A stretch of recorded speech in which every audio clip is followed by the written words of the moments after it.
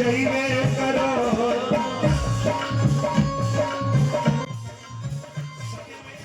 जाऊंगी जाऊंगी जाऊंगी जाऊंगी।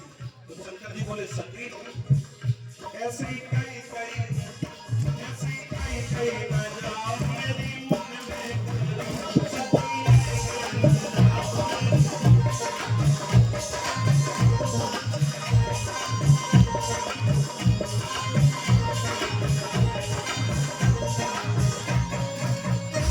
सती मैया नहीं मान रही है। जैसे ही चली भैया भगवान शंकर ने नादिया को बुलाया। नादिया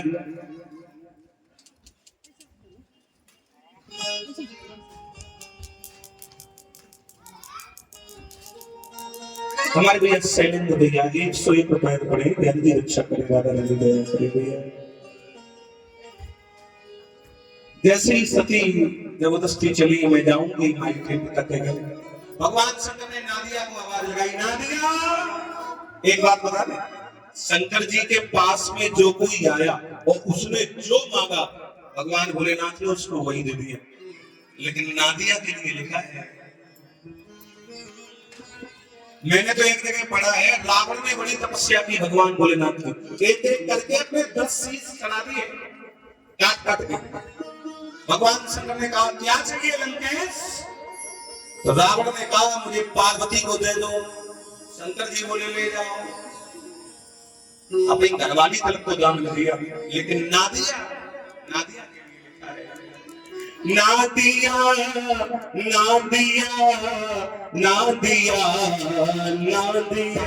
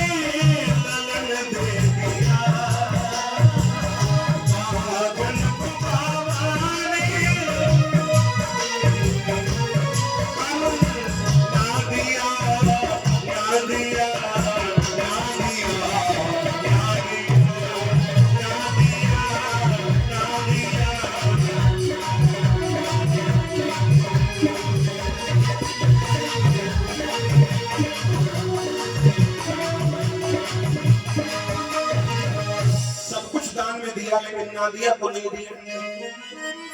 ये नादिया कौन है पता है। भगवान भोलेनाथ के पास आया कैसे। ये नादिया पिछले जन्म में नंदीश्वर नाम का आदमी था मनुष्य था ये। और भगवान शंकर के पास रोज जाए मंदिर में और रोज बेल और फूल चढ़ा के पूजा करे। केवल बेल पत्ती चढ़ाए बस। एक दिन शंकर जी प्रकट हो गए। बोले बेटा नंदीश्वर मांगो तुम्हें क्या चाहिए। तो इस नंदीश्वर ने कहा कि भोलेनाथ हमें चाहिए कुछ नहीं। हमने जो भी चढ़ा के तुम्हारा पूजन किया है इसके बदले में जो होता है वही मुझे दे दो। शंकर जी पे क्या चढ़ाने से क्या मिल जाता है। अगर ये पढ़ना है तो आप शिव पुराण पढ़िए।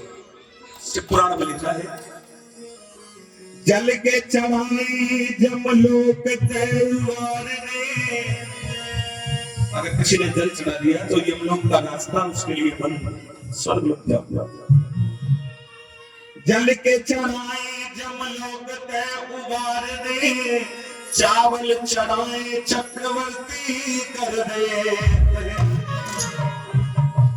अगर तुम्हें नेता बनना हो कोई राजनीति का पद हासिल करना हो तो शंकर जी पे चावल चढ़ाओ। और दीप के चढ़ाए थे दीप सादा दे देते हैं। और बेल के चढ़ाए थे भोला संगी ले ले। जिसने बेल पत्रों से पूजन किया पार्वती मैया ने किया था नादिया ने किया था। तो भगवान शंकर ने कह दिया था जाओ नंदीश्वर अगली बार तुम कामधेनु गाय के बछड़ा बन के आओगे। हम तुम्हें अपने साथ में रख लेंगे। दुनिया में सबको सब कुछ दान में देंगे। देंगे, लेकिन तुम्हें कभी किसी को दान में नहीं देंगे। तो ना दिया ना दिया, किसको नहीं दिया। हाँ, जैसे ही आवाज लगाई ना दिया ना दिया, आ गया बताओ प्रभु क्या आज्ञा है। बोले ऐसा करो, अपने को सती मान नहीं रही, तुम इन्हें इनके पिताजी तक के घर तक छोड़ो, पीठ पे बिठा दिया। ये पैदल जाएगी तो हमारी हंसी होगी, इतने बड़े देवता की घरवाली वो आई तक पैदल चल गए, सवारी तो इन्हें छोड़ के आओ। नादिया ने जैसे ही सती को अपनी पीठ पे बिठाया और जैसे ही नादिया पहुंचा महाराज दक्ष के दरवाजे, सती मैया के मायके में 60 बैले थी, 60 सब दौड़ दौड़ के आ गए, सब मजाक कर रही है, दीदी तुम कौन लेट आई का, चिट्ठी लेट में नहीं थी तो सबको बताया चिट्ठी करी नहीं, हंसी कर रही है, सब मजाक कर रही है। ऐसे सब बहनों ने मजाक किया, सती को थोड़ा बुरा लगा। तब तक माँ आ गई और माँ इतनी कठोर कहाँ होती है माँ, तो आखिर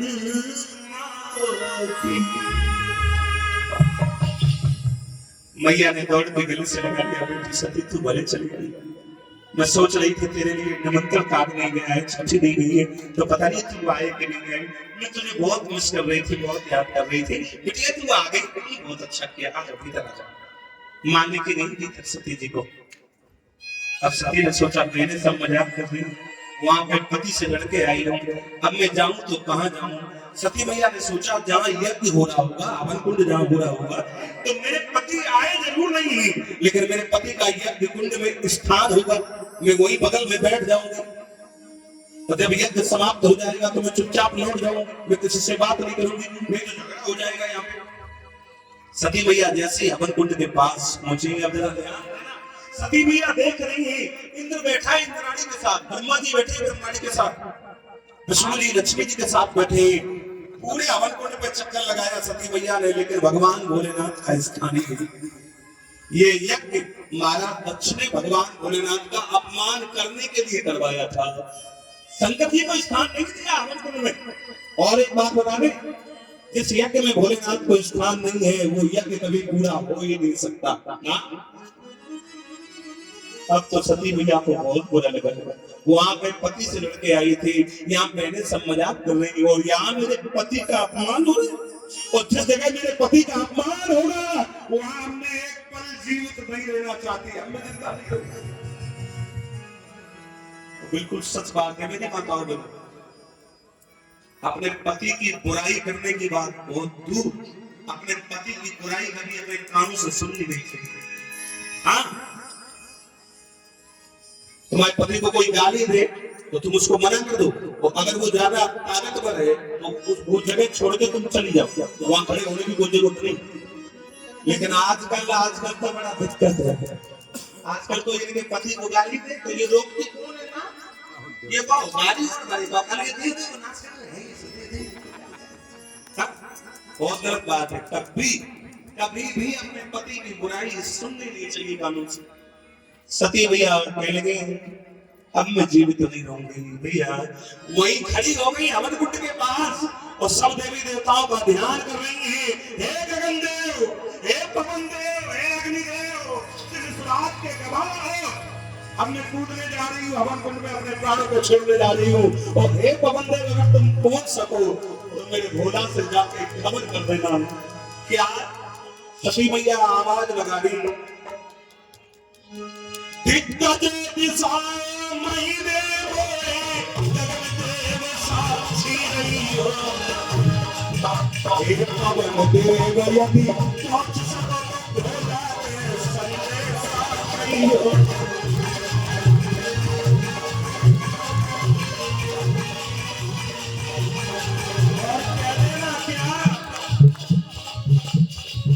कह देना मेरे भोला से अब सती कुंड में जाती है,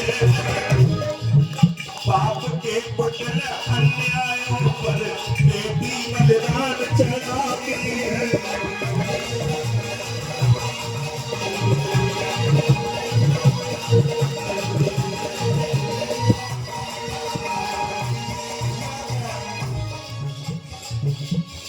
भैया ने बोला सती अग्नि में कूदिए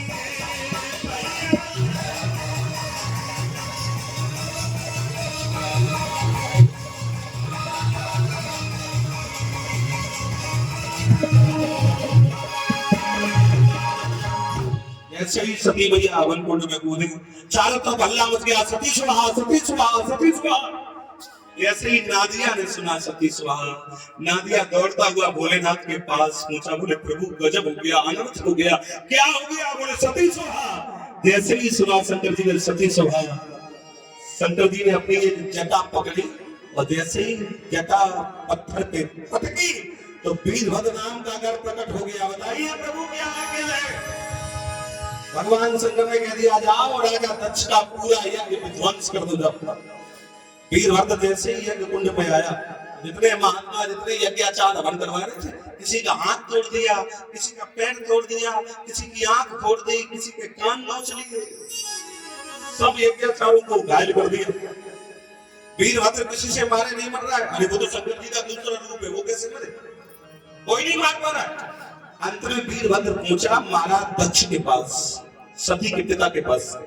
वीरभद्र ने पकड़ी राजा दक्ष की खोपड़ी और जैसे ही घुमा के तोड़ के हवन कुंड में डाली तो रघु मुनि थे पंडित जी। रघु मुनि ने सोचा हमें लगता कोई ऊंचा भगत आया है, तो हवन कुंड में नारियल भेंट कर रहा है।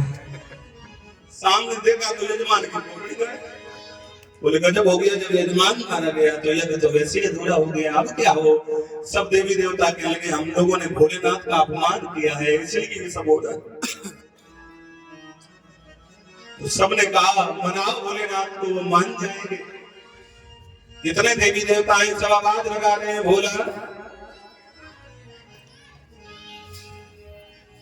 ईश्वरी शक्ति है, शक्ति ही शिव है, शिव ही सुंदर। जागो उठ कर देखो जीवन ज्योति उजागर है। एक बात सब लोग बोलो, सत्यम शिवम सुंदर सुंदर सत्यम शिवम।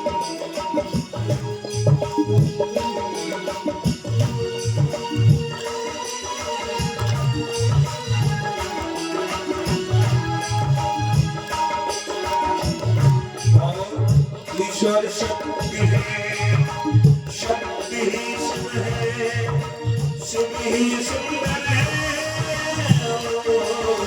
सत्यम शिवम सुंदर सुंदर सत्यम शिवम।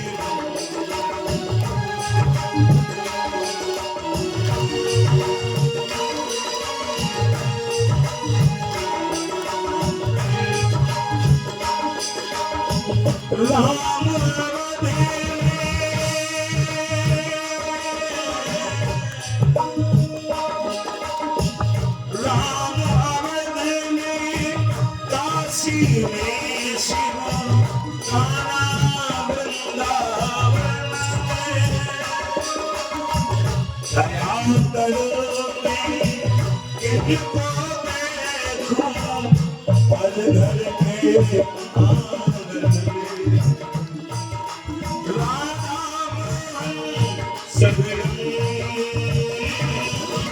सत्यम शिवम सुंदर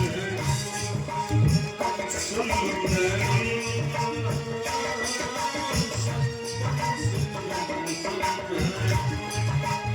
ईश्वर सत्य है, शक्ति ही शिव है, शिव ही सुंदर है।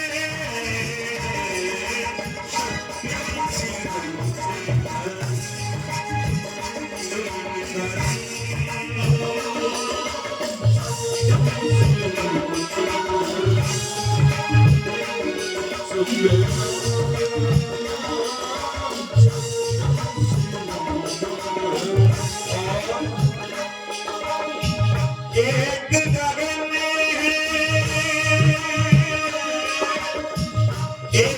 गगन एक सूर्य एक ही धरती माता दया करो सब एक बने हम सबका एक से नाता राधा मोहन शरणं सत्यं शिवं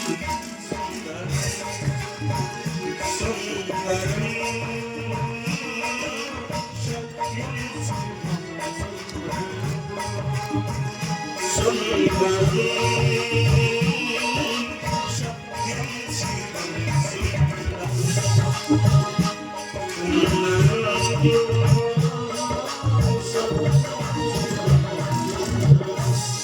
शंकर भगवान की।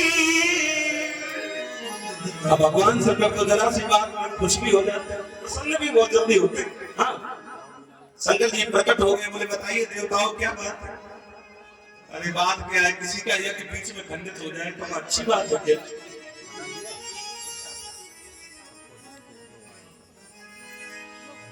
बोले तो क्या करें, बोले यज्ञ पूरा करवाओ।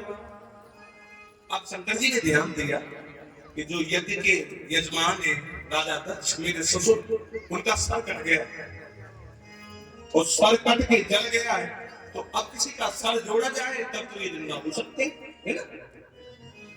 अब शंकर जी ने थोड़ा मामले को गंभीर लेते हुए सोचा, क्या सोचा जरा ध्यान देना। शंकर जी ने सोचा ये घमंडी बहुत थे, तो जब तक किसी घमंडी आदमी का शीश नहीं मिलेगा तब तक बात बनेगी नहीं, गुण नहीं मिलेंगे, क्वालिटी नहीं मिलेगी। जैसे कोई बीमार हो जाए, उसे ब्लड की जरूरत हो, खून की जरूरत हो, तो रोगी का कौन सा ग्रुप होगा उसी ग्रुप का उसे ब्लड दिया जाएगा। दूसरे ग्रुप का अगर ब्लड दे दिया तो वो और ज्यादा बीमार हो जाएगा। तो कब घमंडी आदमी का शीश लाए तब ये जीवित हो। अब शंकर जी ने सोचा दुनिया में सबसे ज्यादा घमंडी कौन है, कौन है। अरे शंकर जी ने सोचा सबसे घमंडी है बकरा। ये तो सही बात है, तुम बकरे के पास जाना, बकरे से कहना मुख्यमंत्री कौन, कहेगा मैं। किसान लेकर दीदी बकरे से कहना दरोगा जी कौन, कहेगा मैं। कहना प्रधानमंत्री कौन, कहेगा मैं। बकरा जब बोला तब मैं बोला, तू कभी बोला ही नहीं। तू बोला जब बोला, बकरे को जब छुरी से काटा गया उसकी जब खाल निकाली गई और उस बकरे की खाल से जब ढोलक बनाई गई और जब ढोलक बजी तब वो मरी हुई खाल बोली टू, तब से टू निकलता है। भैया जीता जी तो इसने नहीं बोला ना, मरने की बात बोला भैया। तो एक बकरे का शीश लिया और जैसे ही महाराज दक्ष के जोड़ा गया और महाराज दक्ष जैसे ही जीवित हुए, अब बकरे का शीश लगा, जैसे ही जिंदा हुए तो मुंह से नियम निकल गया। जैसे ही नियम निकला तो भगवान भोलेनाथ बोले अच्छा रस्सी जल गई लेकिन अकड़ नहीं गई। हाँ गुड़ वही तुम में भैया। अरे मैं मरी मैं धारी मार डाला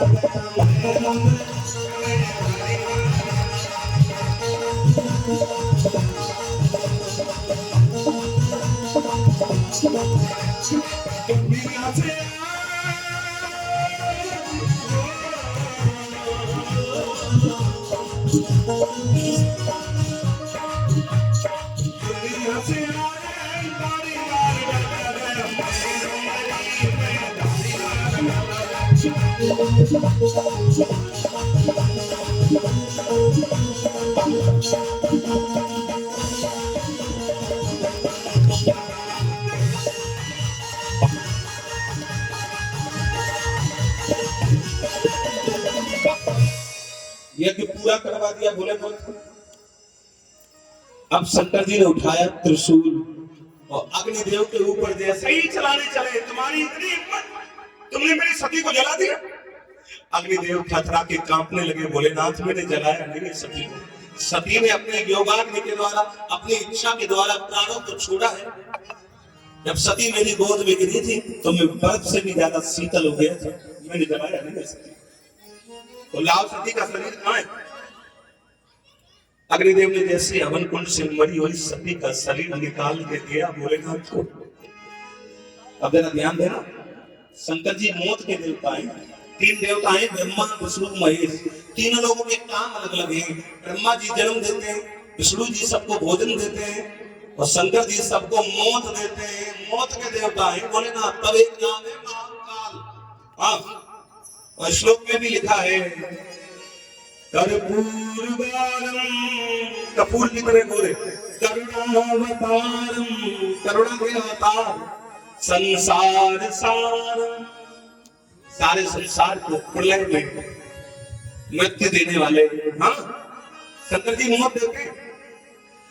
तीन देवता हैं, इनको अंग्रेजी में कहा जाता है ईश्वर, गॉड। हिंदी में कहते हैं ईश्वर, अंग्रेजी में कहते हैं गॉड। और गॉड की स्पेलिंग देखना, G-O-D। इसका मतलब समझ लो, जी का मतलब जनरेटर, मतलब उत्पादक, मतलब ब्रह्मा जी। ओ का मतलब ऑपरेटर, मतलब संचालक, मतलब विष्णु जी। डी का मतलब डिस्ट्रॉयर, मतलब संहारक, मतलब भोलेनाथ। तभी तो कहा जाता है गॉड। भैया जो मौत को देते हैं, आज वो मौत को देख के रोने लगे। शंकर जी रो रहे हैं सती को अपनी छाती से लगा। तभी तो लोग गाते हैं क्या, और ब्रह्मा लूट जाने विष्णु लूटे, और शंकर को नचाए दिया माया ठगनी ने मौत। हाँ, उससे कोई बचा नहीं, सबको लगा दिया इसने। चिंता साबिन कान खाया, को जग जन्म व्यापी माया। कोई बच नहीं पाया उस माया से। शंकर जी रोने लगे, सती को अपनी छाती से लगा। शंकर जी आवाज लगा रहे हैं, मैंने सती कितना रोका था, न जाओ, लेकिन तुम नहीं मानी। शंकर जी आवाज लगा रहे, सती और सती देख तेरी निशानी करो, सती देख तेरी निशानी करो,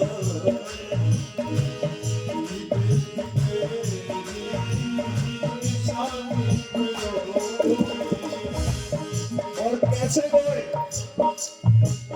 रमापति रमापति रमानी करे जैसे, रमापति रमापति रमानी करे जैसे, ऐसे सदा शिव भवानी करो, ऐसे सदा शिव भवानी।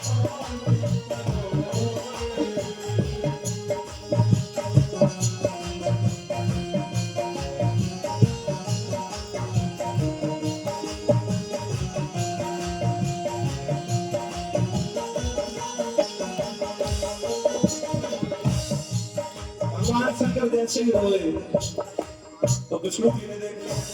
विष्णु जी ने सोचा जो मौत को देने वाला है, तो अगर मौत को देख के रोएगा तो मरेगा, फिर तो कोई मरेगा ही नहीं। तो विष्णु जी ने अपना चक्र छोड़ दिया और चक्र से कह दिया, जाओ चक्र, सती के जो अंग लटकते जाए उन्हें तुम चक्र से काट देना। धीमे धीमे सती का शरीर अलग हो जाएगा, तो इनका मोह खत्म हो जाएगा, फिर ये रोना बंद कर देंगे। सती के जो अंग लटकते जाए चक्र कट से काट दे, अंग वही कट के गिर जाए। जहां जहां पे सती मैया के अंग गिरे, वही पे बड़े बड़े कस्बा, बड़े बड़े शहर बन गए। जहां पे सती जी की नाक कट के गिरी, वहां नागपुर महाराष्ट्र। जहां हाथ कट के गिरा, वहां हाथरस उत्तर प्रदेश। जहां कान कट के गिरा, वहां कानपुर। जहां वे जल के गिरी, तहां जरेला पुरवा। जहां बर के गिरी, तहां बरोला। जहां सर गिरो, तहां सर गांव। जहां कछु नहीं गिरो, तहां मूसर गांव। चलो ये बात तो हो गई आश्रय। अब थोड़ा अध्यात्म समझ लो। सती के जहां जहां गिरे, वही मुद्दे बड़े बड़े मठ, बड़े बड़े पीठ बन गए। जहां नेत्र गिरे, नैना देवी, जहाँ चोटी गिरी चोटीला देवी राजकोट, जहाँ पे हृदय गिरा अंबा देवी बनासकांठा गुजरात, अंबा जी ना, जहाँ पे मैया के चरण गिरे वहां पे पग देवी है ना, और जहां पे अंत में शरीर गिरा बचा हुआ वहां पूर्णागिरी कहलाए। बोले पूर्णागिरी मैया की। सती इस जन्म में तो समाप्त हो गई और भगवान शंकर समाधि लगा गए, समाधिस्थ हो गए भोलेनाथ। तो अगली बार सती मैया कहां जन्म लेके आएंगे? आपको कभी जम्मू कश्मीर जाइए तो यहाँ से चलेंगे दिल्ली जाएंगे, दिल्ली से पंजाब, पंजाब से जब चलेंगे जम्मू के लिए तो एक प्रदेश मिलता है, बहुत ठंडा प्रदेश है, वहां सेब बहुत होता है, एप्पल बहुत होता है, नाम है हिमाचल, हिमाचल प्रदेश।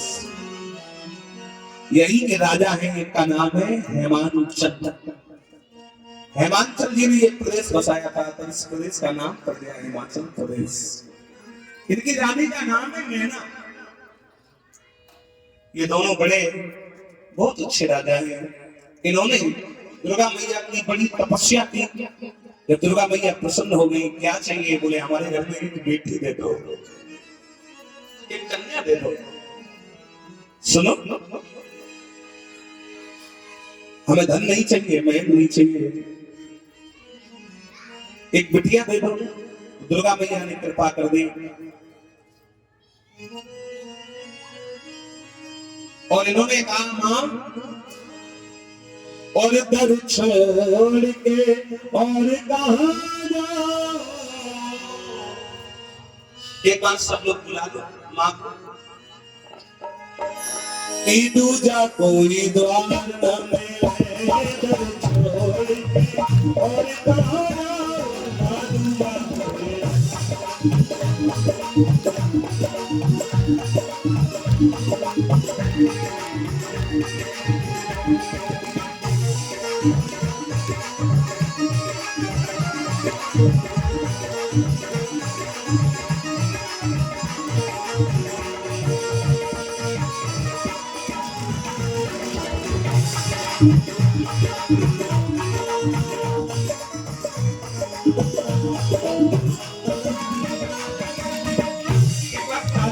सब लोग क्या एक आस सुनो मेरी, विश्वास सुनो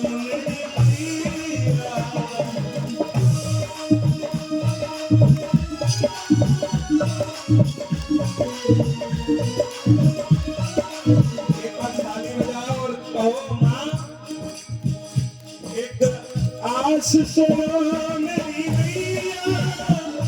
विश्वास सुनो मेरी।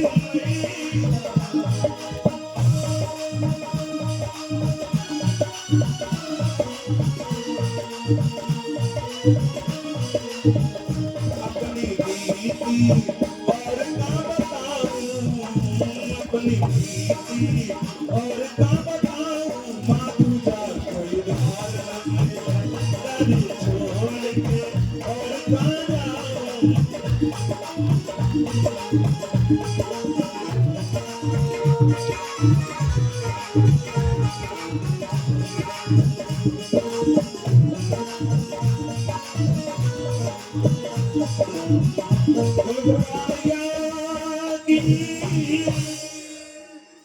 इन्होंने कहा मां घर में एक बेटी दे दो। वरदान दे दिया मैया ने, जाओ घर में बेटी हो जाएगी। तो इनके यहाँ एक बहुत सुंदर कन्या ने जन्म लिया, साक्षात देवी है। तो पर्वत की बेटी है, ये हिमांचल है, ये पर्वत है, पर्वत की बेटी है, तभी तो नाम पड़ा पार्वती। गिर की बेटी है, तभी तो नाम पड़ा गिरजा। बेटी सुंदर कितनी है पता? भागवत में श्लोक लिखा है, पार्वती नाम तस्यासीत कन्या कमल लोचना। बेटी इतनी सुंदर है, इतनी सुंदर है, बेटी की दोनों आंखें ऐसे लगती हैं जैसे दो कमल के फूल खिले हो, इतनी सुंदर है। वो क्यों ना सुंदर हो, वो तो साक्षात देवी है ना। जब पार्वती छोटी सी थी 6-7 वर्ष की, तो भगवान का भजन करने के लिए चली पार्वती। पार्वती मैया जा रही भजन करने के लिए। पहले मेरे देश की छोटी छोटी कन्याएं वन में जाती थी, भजन करती थी, तपस्या करती थी, तब इन्हें पति के रूप में राम और श्याम मिलते थे। और आजकल भजन कौन करना है ना, मोबाइल में चलता है जीवन साथी.com। बहुत गलत बात है। पिता का घर कोई होटल नहीं है जो 20 साल मनमाना खाया और फिर अपनी इच्छा से विवाह किया, बहुत गलत बात है। शादी वहां होनी चाहिए जहां माता पिता की इच्छा हो। हाँ, शादी के 2 नाम होते हैं, एक होता है विवाह और एक होता है ब्याह। दोनों के अर्थ समझ लो। जो माता पिता की इच्छा से शादी होती है उसको कहते हैं विवाह, मतलब वि माने विशेष, वाह माने आनंद। जिस विवाह में पूरे उम्र भर 2 पवित्र आत्माओं का बंधन बनता है, उसमें पूरी उम्र आनंद ही आनंद है। और एक होता है ब्याह, अपनी मनमानी करके अपनी इच्छा से कर लो, उसमें तो फिर जिंदगी भर हमें तो दुख ही दुख है। शादी माता पिता की इच्छा से होनी चाहिए। पार्वती जा रही है भजन करने। ये बड़ा प्यारा राग है, वेद राग है। आप थोड़ा गाने का बादल भी हो रहा है। हाँ, सुन लो। और करने तपस्या, ऐसे इस गीत को चाहे, इस राग को चाहे कभी आप गा लो, लेकिन ये अच्छा तभी लगता है जब सावन का महीना हो, तो काली काली घटा उठ रही हो, तब इसको गाना, तब इसकी छटाई